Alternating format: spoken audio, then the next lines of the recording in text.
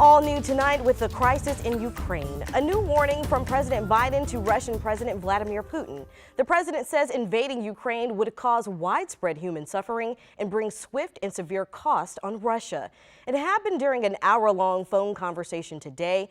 In a statement, the White House says President Biden was clear that the U.S. and its allies remain prepared. The U.S. is removing staff from its embassy there as the threat of Russian invasion ramps up.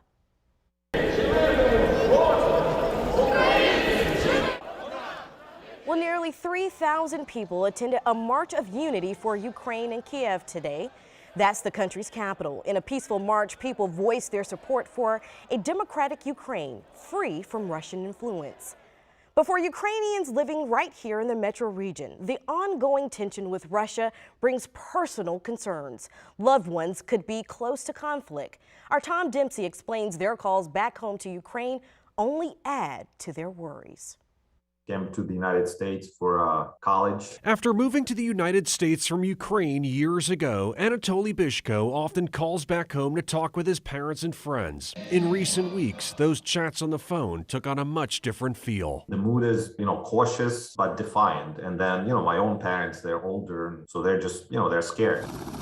His home country finds itself on the brink of possible war with Russia. American leaders say over 100,000 Russian troops remain near the border, and an attack could be imminent. Now, Bishko says the friends he shared his childhood with say they'll be ready to defend themselves. Most of them are actually prepared to fight. Bishko worries about the safety of his friends and family from his home in Maryland, and his frustration lies with Russian President Vladimir Putin. It's unbelievable, terrifying, and Putin is an evil man. Usually, you just have conversations about theater, music, movies, and stuff like that. And here, we're talking about war. Oksana Lamborn moved from Ukraine 8 years ago as another possible war loomed with Russia. She has family in both countries, and with her friends now saying they will fight if necessary, Lamborn hoped any conflict could be avoided. I don't feel angry toward Russian people because I know it's not the Russian people who are invading Ukraine. It's just the ambitions of one person. Worries about loved ones back home, with the next few days and weeks bringing uncertainty. It's very scary. It's